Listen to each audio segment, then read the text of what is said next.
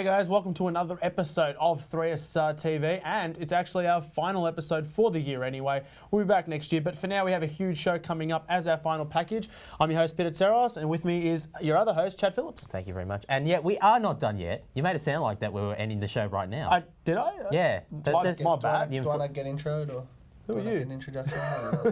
No? No. Just only worked with you for the last few weeks? No. No. Well, you guys I'll introduce that. That's John Donahoe, our football expert of 3SSRTV. Wouldn't call him I've an just been- expert. I've Just just been he knows told- he knows more knowledge than the rest of us. I've been told by management to actually come in here and give you a frank review and assessment of how you've gone this year. You mind if I just quickly go through? Yeah, that's fine. Yeah. Chad, they've given you an A+ in every category. I think they think you are exceptional, Best perfect. $1,000 I spent. Absolutely. Yeah. So you will be employed next year.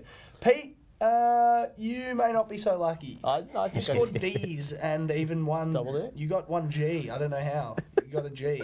What does G mean? Well, it's worse than an F. So I don't know. They just don't like you. So it seems that this could be an audition for me to take over. It could Yeah. be. And I think you may be unemployed at the end of this. don't think I will be. But anyway, but look, it's been a good. You guys have done pretty well this year, apart from you, obviously. Then who are you talking to? Well, Chad mainly. Chad mainly. Chad just multiple It's- people. it's in been, one sentence. Okay. I've enjoyed the show. Actually. I mean, I've enjoyed it. So yeah, that's Yeah. just the frank assessment that they've got. But they've actually told me to stay here for the rest of the show and No, I monitor, haven't. what Pete No, I has really been don't think that saying was said. and doing. So Ever. I will be here for the duration of the show. I remember so when you this guys- was agreed. No, you guys just press on. Please. Yes, we will press on, and I do want to enjoy John's antics here because we are now going to go into music for this week with special guest Callum and Michael Thompson. Welcome to another week of 3SSR TV, guys. Unfortunately, this is our last week before we head off for summer and all that. Tom is not here as well for the last week. He's actually off at summer right now. He's probably somewhere else and all that. I've got Callum with me. Callum, welcome. Thanks for having me, man. No worries, anytime. I think Callum's going to fit in quite well. Probably replace Tom as well for next year. I don't know if Tom will be happy about that, but I'd be more than willing to. Oh, he doesn't mind. I think he's happy to, going away for summer and all that. But you do have some music news, though. I do. Nelly is touring at the Sydney Myer Music Bowl in Melbourne on January 16th this year. Now, this is his first tour in Australia in about 4 years. 4 years. Superfest 2011 was the last time he was here. Yeah, so it'll be good to have him back. He's got B.O.B. supporting and Lupe Fiasco, which should be a pretty cool lineup. Definitely worth seeing. Because I know B.O.B. was here 2 years ago for Big Day Out, and now he's coming back as well.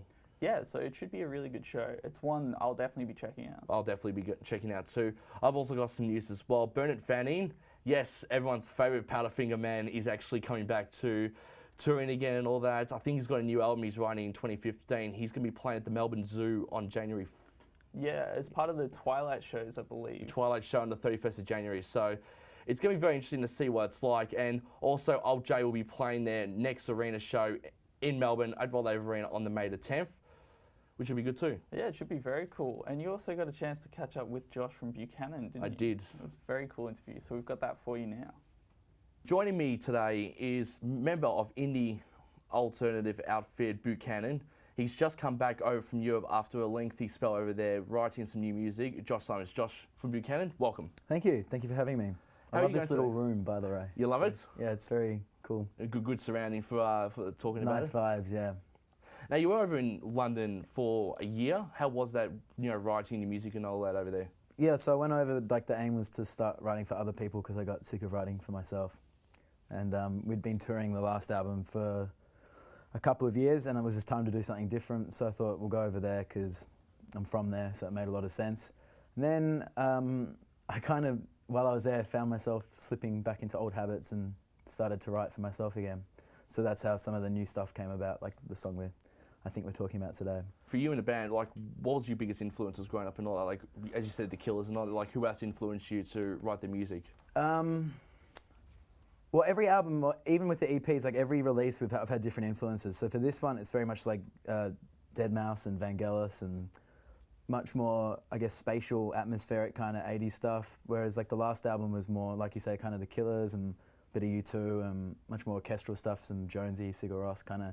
So every release is different. This one, it's very much sort of a Deadmau5-y kind of vibe, I think. Maybe a bit more space though. I don't know.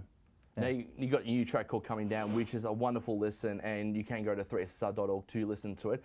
Now, when I listened to it and all that, it sounded like the band Dream Academy, Life in Northern Town and all that, like the beat of it and all that. Did you get the influence from that when you were writing the song Coming Down? No, but it's obviously like people have mentioned it since. It's actually quite different, so it's kind of been frustrating to navigate that. But yeah, I get the similarities. But that's a great song. It is a really good song. And what's next for Buchanan? Like, what are you thinking of doing towards the end of this year? And are you planning to do a tour next year? Well, I have to finish like writing the current album. We've got an idea now, which is really exciting. So something to like work towards, like a concept, and I got to finish that off. And then once we finish that off, it was just sort of like it always is a case of sitting down and going, are we going to tour? Are we going to put out singles? And then once everyone sort of is in agreement, I think that's when you sort of start to see a campaign unroll. So at the moment, I'm kind of just playing it by ear. We just wanted to get this song out because it's a very summery song and it seemed right to have it out for the summer. So, yeah. It's a bit of a summer anthem right there. Josh Simons, thanks heaps for joining us today. Back to you guys. Thanks, Michael and Callum. They'll be back same time, same place next year, along with the rest of us, obviously. Except for you. No, shut up. You will not be back next Shut up. year. Anyway, we have a lot more to come, and Chad will tell us what is to come. Aye, because right now we're going with the last edition for this year for Hidden Wonders of Australia with Jess and Crystal. Hi guys, and welcome to another episode of Hidden Wonders of Australia. I'm Jess. And I'm Crystal. And today we are in the beautiful city of Melbourne. The most livable city at that, the friendliest city in the world, and pretty much just the best place ever. So right across the road we have Flinders Street Station, which of course is iconic in its name. Right across the road there we have the Yarra River, and where we're standing at the moment is Federation Square, which is one of the most iconic parts of the world. So today we'll be having a look at just a few of the places around here. We'll be taking you over to Graves, definitely one of the most iconic streets in the whole of Melbourne. We'll be going over to the Yarra Lovelock Bridge, which is absolutely beautiful. No need to go to Europe when you have one right here. And we're going to lock our love together and throw the key away. 3SSR for life. Melbourne is really well known for it's one of the biggest shopping icons in the world, and also its food. Melbourne's really like a cultural, diverse place. Back to food. There's always back to food about me. I know. Just up the road we have Lonsdale Street, which is big on Greek cuisine, and they have all their Greek festivals there. Down the road again in Brunswick we have Lygon Street, which is full of their Italian cuisine and shops. And of course there's Chinatown, which well speaks for itself, I guess. But keep watching because today we'll show you how beautiful Melbourne really is. Our lovable city, Melbourne. Welcome to De Grave Street. This is a place where people come to find their great bars, cafes, restaurants, to immerse in the cultural food, wine and the specialty coffees that you'll find around here. But most importantly, it's amazing just about the diversity of the area, and in particular the apartments up above, which were old loft-style buildings from the 90s and now amazing little apartments. You're paying top dollar for them, but I think they're worth it. And before we go over to Jess, I need to point out Belgian waffle place has literally the best waffles in the world, so you better go there.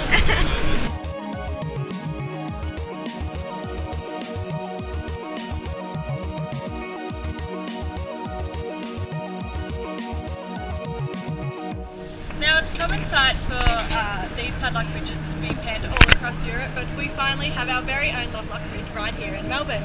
So right now we're on the Yarra footbridge, and as you can see there's all these padlocks on here where people write their names on it, lock the key and throw their love away. So it's a really beautiful area. You can see all the water. We have Southworth over here, and we have Crown to the left-ish of us. So yeah, this is just a really beautiful place. But we do have one surprise for you today, guys, and we will actually be throwing away our love for 3SSRTV. So I'm just gonna put this here.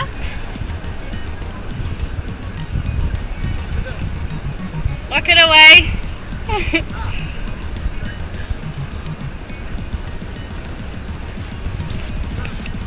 But that is all we have time for, so see you later.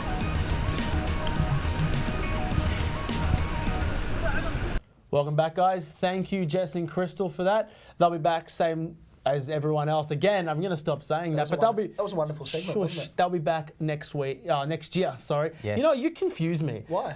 You just confuse me. Keep going. Come on, play on. We'll play on. But anyway, I can't wait for this trio next year. that's confirmed. It's not confirmed. After the break, we're going to come back with a bit of sports, gaming and street walk right here on 3SSR TV. Welcome back to 3SSRTV right here on C31. It is the final edition of the program, and we're going to go into, again, Peter and John as they give you the latest in football for 2014.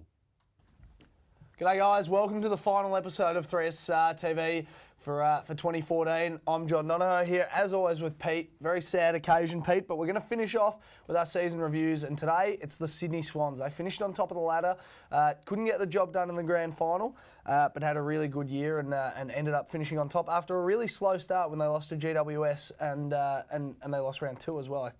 Can't remember who they played, but they also lost in round 2. 0-2 to the top of the ladder. They've done pretty well. Yeah, they've done very well. They made it to the top of the ladder, as you said. They made the grand final. You know, a little disappointing, actually a very disappointing grand final. They didn't seem to be in it, apart from, I think it was Kennedy that kicked the first goal of the match, and then after that point, they were just behind for the whole game. Adam Good signed on for another year. He's played over 350 games now. That is a positive. They've got a great list, and they'll improve further into next year, hopefully. But at the same time, they are kind of aging in the sense that most of their players are in the mid to late 20s bracket. Some of them are in the 30s. So a premiership would have to be in the next couple of years. Yeah, absolutely. Well, they've lost one of their best key defenders in Nick Malcheski. Reece Shaw is a bloke who's just signed on as another defender, you know, 33. I think he is. Teddy Richards is 31. Heath Grundy's 32. They're ageing like no other. So, look, whether they're thereabouts again this year is still to be seen. But they've got blokes like Xavier Richards coming through, Teddy Richards' brother, 21 years old, key position. Backman, who just signed on for 2 years and's been upgraded. Alir is another rookie as well, coming through the Swans list. There's good raps on him. So, look, they got plenty of good young talent, but it's still going to take those boys a while to get prepared for AFL footy. But I still think that Teddy Richards, Heath Grundy may have 2 years left in them. So we'll wait and see. Some other shining lights for the Sydney Swans. Luke Parker had a really good year. I don't think he's far off winning a Brownlow for mine. No, him and Kieran Jack, in my opinion, are genuinely going to be the midfield that is going to be leading Sydney for the next, I don't know, 8 years, I think. Both are very capable players. And you know what? It's going to be a good season next year. I'd be very disappointed, very surprised if they don't have a good season. I think Kennedy is a very good chance to take home Brownlow as well. Just missed out this year and has missed out the last 3 years only by just. So, again, another player that looks like he's going to be good. Absolutely. And you mentioned just before that Adam Good signed on, and as a result of that, Timmy Membry has requested a trade back to Victoria. Deal couldn't be struck in the trade period, so he's going to get there via the pre-season draft to St Kilda, which is good for St Kilda fans. Very happy with that. But that's as a result, really, of him being behind Goods, Franklin, Tippett and Reid. So a smart call for him to come home, you think? Definitely a smart call, yeah.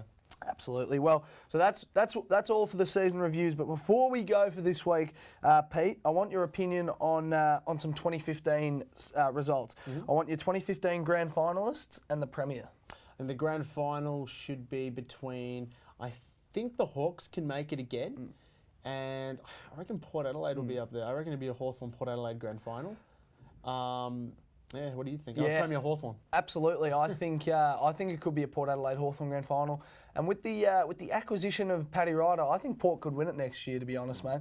And if they don't win it next year, they're really not far off. They've got one of the best midfield forward lines. They're just perfect all over the ground, and I can't see them not winning a flag in the next 3 years at least. So I think Port Hawthorn grand final. I think Port Adelaide are going to get there and win their second grand final. Wooden Spooners. St Kilda. Ooh. I genuinely think the Saints will finish there again. They've lost some more talent, some more players, so I don't think they're going to be bumping up anytime soon. Yeah, I think we'll be right back down there again. I think it'll be out of us and the Bulldogs, to be honest. I know the Bulldogs recruited Tom Boyd, but they've lost Cooney, they've lost Griffin, they've lost a couple other players, you know, Higgins as well. So I think it's really going to be a tough year for them as well. St Kilda and the Bulldogs, I think, are the two that are going to finish down there, to be perfectly honest. Brownlow medalist, mate. Josh Kennedy or Nat Fyfe? I reckon one of those two will take home the Brownlow medal. Yeah, next year. I'm gonna say Nat Fyfe, but as a smoky, I'm gonna say Luke Parker, because I think if he can have another breakout year, I think he's gonna go a long way to be able to win that. Coleman medalist. Jack Riewoldt. I'm gonna say Jay Schultz from the Port Adelaide Footy Club. The delivery is phenomenal in that team, and you know if he can get his hands on it, he'll kick. He kicks truly most of the time. And finally, I want just a team here. Biggest improver from 2014 to 2015. Who's going to make the finals? I think Richmond will be a bigger improver. They're not going to win 9 games. Very biased here. I don't think they're going to win 9 games in a row to make the 8 again. I don't think that's going to happen for a very long time. And I genuinely think they're going to be better off and more consistent this year and have a consistent season rather than just a good second half. Okay, and for me, it's the Brisbane Lions. I think they're going to make that big leap. They recruited Dane Beams, they recruited Alan Christensen. They've got a really good midfield now with those two in there, and I think the sky's the limit for the Brisbane Lions. They're still a little bit of time off winning a flag, but I think they're going to jump right up the ladder. If not in the 8 next year, they'll be thereabouts. So that's who I think. So, look, that's all we got time for. Thanks very much for joining in this year. As always, I'm John Dono, he's Peter Saros, and until next year, we'll see you then. Thanks, boys. Thank you for a bit of AFL updates for this year. And unfortunately, we're not doing soccer for this week with Alex Ellman, but he'll be around for next year. But we still have plenty more to come on the show with a bit of gaming and street walk right here on 3SSRTV. And you're watching 3SSRTV right here on C31. Now, guys, during the break, took a little bit of a look at something, and I found something that makes the most annoying sound I've ever heard on the face of the earth. Your voice? Yeah, I thought you No, it's better. It's better than that, okay? Screw you guys. Okay, hang on. Never again. You broke it! Yeah, good. I'm glad I did. You owe me like $1. Yeah, okay, well, that was worth it. I wonder if any of the complaint boards have skyrocketed now. Ew. that sound is Bits like of nails on a plastic in the mouth. chalkboard. Yeah. So never do that again, and probably never speak again.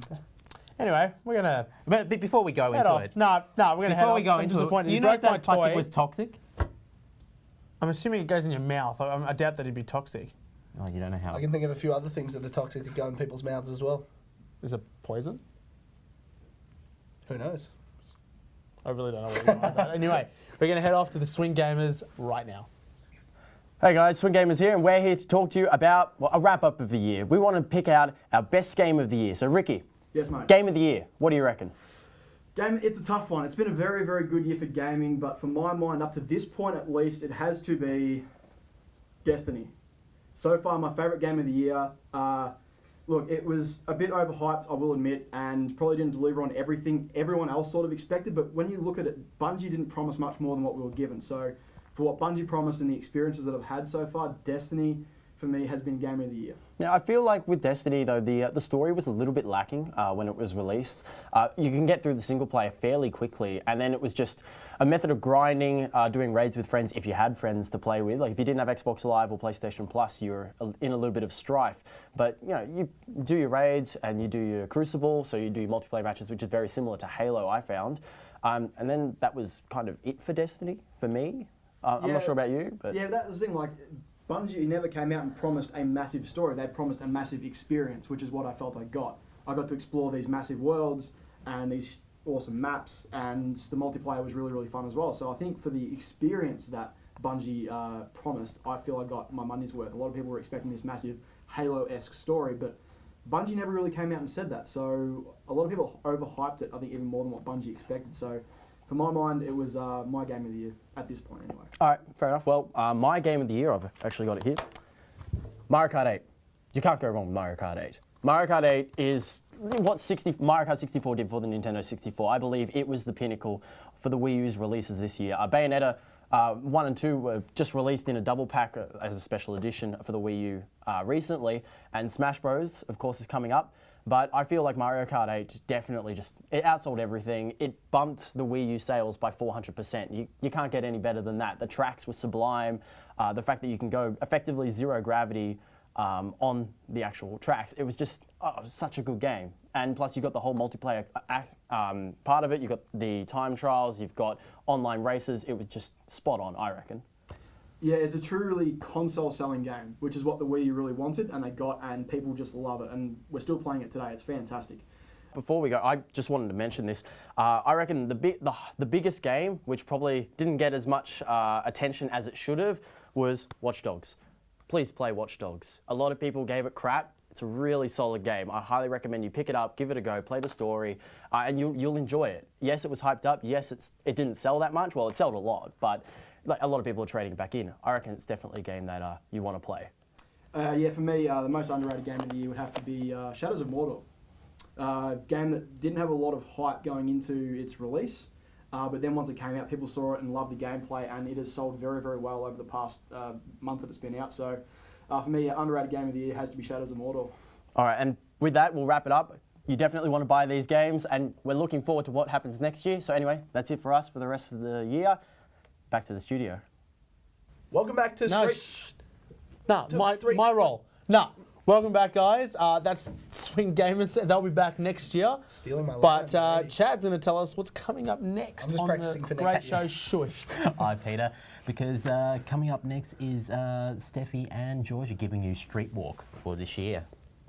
Hey guys, welcome to the last Street Walk of the year. I'm Steffi. And I'm Georgia, and today we're asking people, what are your favourite foodie hotspots around Swinburne? I'm really hungry. Let's get to it, guys. Now, Ishon's only been at uni 2 months, but he's already found his favourite foodie hotspot. Where do you like to eat, Ishon? Yeah, I love eating at cafe in the uni. I love the chicken corn out there. Yep. Yeah, that's really cool. Hey man, so where are your favourite spots to eat around campus? Usually we eat at Gomez just over there, but we're all on our way to Picasso's right now. So. Oh, nice. Yeah. Any favourite dishes? I don't know, just anywhere that really takes no minimum FPOS around uni. Anyone that, because otherwise you're going to have to get cash out and things like that. Hey Brandon, so what are your food hotspots around campus? So depending on the day, I go to the Hawthorn for their $5 pizzas and $13 Parmas. But I'm a massive fan of the Cafe on Uni Kebabs, as I'm a regular there and they all know my order. Yeah, see, being a regular anywhere is the best, right? Yeah. So tell us your favourite place to grab a feed on campus. Oh, it's a little bit further away from campus, but probably Dumpling Kingdom. Just over there on Glenferrie Road. It's really, really good. They do really cheap Peking duck, and they also do dumplings for really cheap. So if you're a student, it's really, really good. Yum. All right, guys, so that's Street Walk for the year. The very last time. No more street walk. Nah, but we've had some good times. We've had some interesting times. We've had some struggles, yep. Not everyone was willing to chat, but the people that did... Nailed it. Nailed it. Nailed yep. it. Yep. So what is your food hotspot? Well, I must say that over the 3 years I've been at uni, I've really enjoyed Cupcake Central. Yep. Yeah, that's a good one. That's definitely a good one. What about you? Just any dumpling place ever. Like, yeah. There's Lucy's Dumplings, which is like... Yep. The road, or this dumpling house, just anywhere with dumplings, I'm sold. Yeah, they're pretty delicious. Yeah. All right, guys. Well, we'll be back next year. Until then, have a good summer. See ya. Thanks, Georgia and Steffi. Again, they'll be back next year, but we're almost done. We're actually almost done for a year, and so sad. It is, except I don't get to see you for a while, so that's great for me. Well, that's good because you won't be back on the show next year anyway, so that's a development that you've just found out. We have a lot. We don't have a lot to come. I'm so used to saying that, but we don't have a lot to come. I have one more surprise for you. Shush. If you guys want to watch this episode or any of the older episodes, go on the website, which is 3SSR.org, and you can go to the YouTube channel from there. And also Facebook, Twitter, and Instagram, because we want to say thank you very much for the casting crew for 2014 for 3SSR TV, and also far out, man. the viewer as well. If it wasn't for you guys, we wouldn't be doing this show. So thank you very much. So until then, I'm Chad Phillips. I'm John Donahoe. I'm Peter Saros. Very well. Oh, I didn't pop.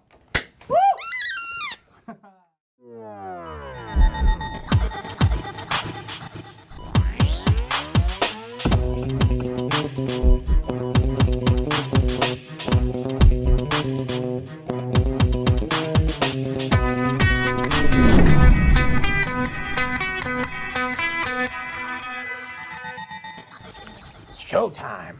Hoo-ha.